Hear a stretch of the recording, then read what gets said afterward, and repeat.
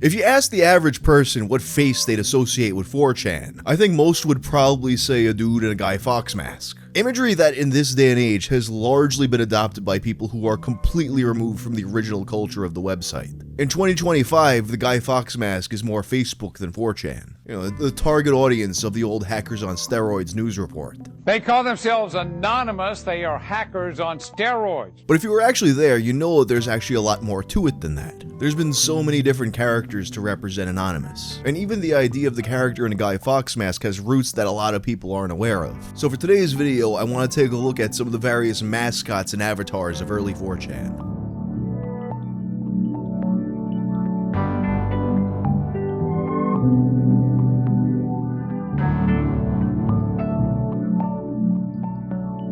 This video is sponsored by MyHeritage. MyHeritage is a leading global family history and DNA service, and it makes exploring your family history easier than ever. So at a glance, nobody's really quite sure what's going on with me. If you follow me enough, you got some passing knowledge that I'm part Korean and part German, but I really know how the breakdown is. And the MyHeritage DNA kit is just $29 for a limited time. The MyHeritage DNA test has you do a quick cheek swab, then you send it off, and MyHeritage has the full breakdown for you. So let's take a look at what I got. Chinese? There's no way Chinese. Get out of here. That fucking song though. A little bit of Central Asian is like that Borat stuff. That's probably like everyone got a little bit of that. Alright, the Germanic we were expecting. French. And all the rest. 11 more ethnicities. Alright, so apparently the deal with that Chinese. Apparently MyHeritage has divided the Korean ethnicity between Chinese and Japanese. And I guess my part is the Chinesier part. Which I guess that makes sense, considering how I act. The German I was expecting, but I knew there was going to be some other kinds of white mixed in there. But the French was out of left field. I gotta tell Frenchie when I see him next. Also, I got, in the further breakdown, I got Breton, which... I thought that was a thing just from the Elder Scrolls. I didn't know it was a real thing, but I guess I got it. In addition to the ethnicity tools, MyHeritage also has Ancient Origins, which traces you back 10,000 years. This includes ancient populations like Imperial Romans, Norse Vikings, Phoenicians, and Ancient Egyptians. And the DNA Matches feature can show you some potentially missing relatives that you didn't know about. And I know this is a concern with any of this kind of service. In its privacy policy, which is legally binding, MyHeritage commits to never sell or license genetic data. MyHeritage has just launched a special limited time offer. The DNA kit is now available at $29, 29 euros or 29 pounds depending on your region, the lowest price on the market worldwide. Click the link in the description box or scan the QR code. I think a good place to start this video is with the character Yaelzebub. She's basically the very first 4chan mascot and still appears on the site to this day. Around the time 4chan began in 2003, one of the most popular anime series in the world was Azumanga Daioh. It's an incredible series, probably one of my favorites of all time. The series is largely responsible for influencing the entire slice-of-life anime genre, and was also extremely influential on internet culture. At the time, Azumanga was basically inescapable in certain parts of the internet, and even today there's definitely a lot of people who are very familiar with it, but have never actually watched it. I wish I were a bird. It's kind of like if you've ever seen that hard drive article. Earthbound fan excited to play it for the first time. Azumanga is probably the anime equivalent. Oh, actually, it's probably Evangelion, but Azumanga is definitely a close runner-up. And then in 2003, months before 4chan was opened, its creator Kiyohiko Azuma began another series, Yaelzebub. This series is about a 5-year-old girl named Yaelzebub. She's very naive and misunderstands a lot about the world around her, and then hilarity ensues. The character is a lot like Osaka from Azumanga in some ways, which makes it even more fitting that just this past year a grown-up Osaka appeared in Yaelzebub as a gym teacher. So the Japanese word Yaelzebub refers to a 4-leaf clover, which is reflected in the character's hairstyle with 4 pigtails. And in Japan, 4chan is referred to as Yaelzebub channel, a play on how the original 2chan or Futaba channel refers to a sprout with 2 leaves. With the influence of Azuma's work on internet culture and the serendipitous matchup of the names, it was only natural that the character Yaelzebub began to appear as a bit of an unofficial 4chan mascot, showing up in banners and 404 screens, which at times caused her to get called the 404 girl. Her continued presence makes her one of the few connections between the 4chan of old and the present day. Now, a defining trait of 4chan is that by default, all of the posters are anonymous. And through the years, it's been a running joke that Anonymous is actually just one guy making all the posts by himself. Both Anonymous being a singular identity shared by millions of people around the world, the concept does lend itself to having an avatar made of it. much in the way that Vacant is the most decorated champion in the history of the WWE. Of course, as I mentioned in the intro, the face of Anonymous, as most see it today, is the Guy Fawkes mask. But before that, we had this green man with a blank face in a suit, sometimes with a question mark on his face, sometimes with text that says no picture available, and nowadays he's sometimes referred to as Green Anon or Old Anon to distinguish him from the later iterations. While Green Anon likely wasn't the very first attempt by someone on 4chan to personify Anonymous, it was the first one that really took off, with people using him as a stand-in for a hypothetical 4chan user, incorporating him into memes, comics, and original art. For example, you have this Flash animation called Sage Man. I can't show you all of it because there's a lot of penises, but in the cartoon, Green Anon battles a character named Sage Man, named for how you put Sage in the email field, or if you want, you put it in all the fields, thus replying to a thread without bumping it and bringing it closer to death. You also have this drawing where he's delivering pizzas to your door whether you like it or not. I feel like of all the depictions of Green Anon, this is the one that I've seen the most. As 4chan's reputation for trolling and raids grew, this character became associated with the idea of Anonymous being the final boss of the internet. And in later years, as I've alluded to in past videos, he'd come to represent the old culture of 4chan as the website was growing and sensibilities were changing. But I'll get to that later. The next face of 4chan would probably be the first to really spill out into real life. This attractive and successful African-American man sporting an afro while wearing a suit and a red tie. I've seen him referred to as a B-brother, because it's B and he's a brother. Sometimes he's referred to as another word that's not technically a slur, but I probably shouldn't say it. The basis for this character, as you probably know, is an avatar from the game Habbo Hotel. It's a topic that's been done to death, so I'm not gonna get too in-depth about it, but I will give you a little overview. In the early 2000s, you got this growing wave of virtual worlds. Interactive online spaces that are kind of more chat room than game. Your point of reference for this is probably Club Penguin, or maybe Second Life if you're a Gen Xer. This guy looks pretty gay. Yeah, it's boring. These wannabe trolls are not funny. Not everybody could troll, so...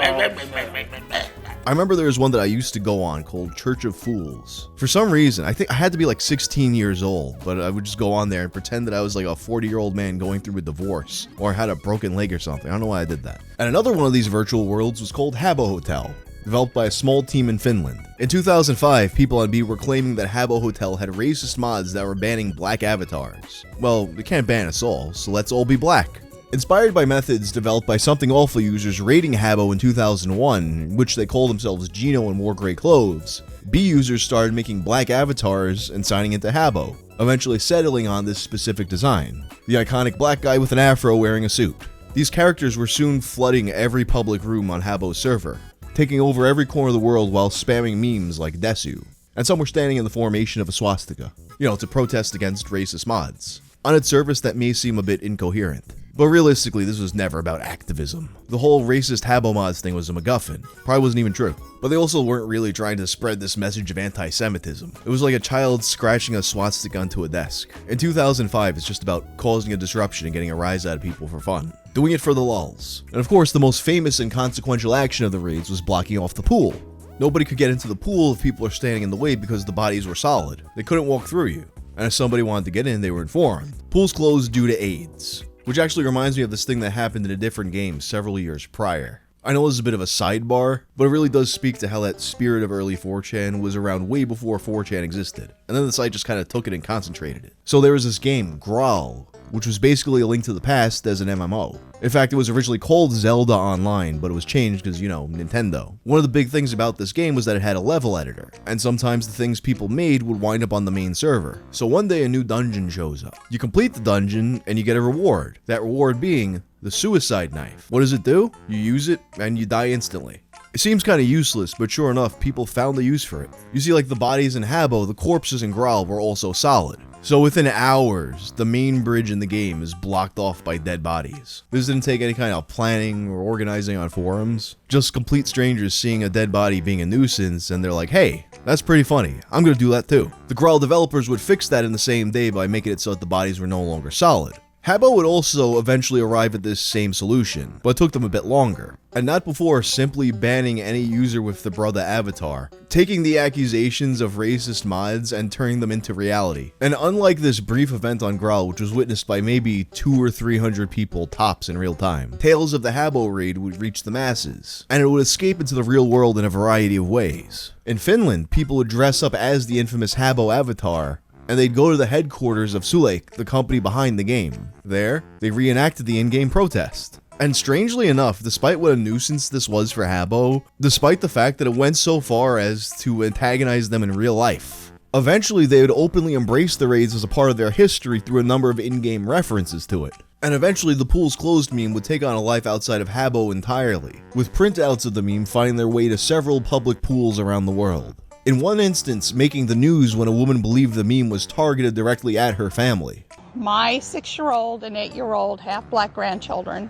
are not welcome in my subdivision's pool by someone or some persons that live here. And of course, after that makes the news, someone described as a large man with a beard places a news sign, "Pools open," featuring the woman from the news report photoshopped with an afro. Police, of course, dusted the meme for fingerprints, but I don't think they got anyone. Now, before I get off the topic of this particular 4chan mascot, I do have a bit of a side quest. So, the Afro Man, the brother, he's very obviously traced from a real photo. But who is this guy? He has like a certain kind of familiarity to him where I feel like I've seen him before, but I just can't put my finger on where. If not a celebrity, perhaps someone who'd shown up in a meme before. But at the same time, the pose is very stock photo-y. In fact, at this point, I'm 99% sure this was taken from a stock photo, and then someone added an afro to it. I almost feel like I'm going back to the celebrity number 6 search here, where like I just feel like I need to see the original photo. I looked through so many stock photos of black guys in suits with their arms crossed from the early to mid 2000s, trying to find the original picture, and it's just not there.